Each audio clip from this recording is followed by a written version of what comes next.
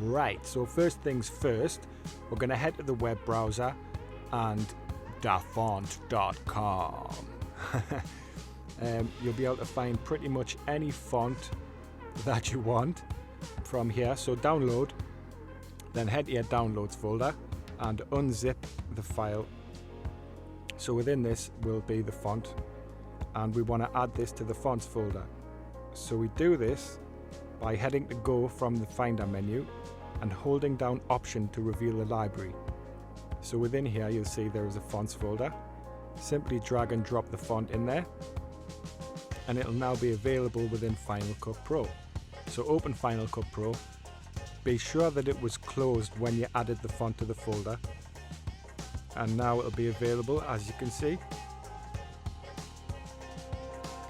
Easy peasy lemon squeezy.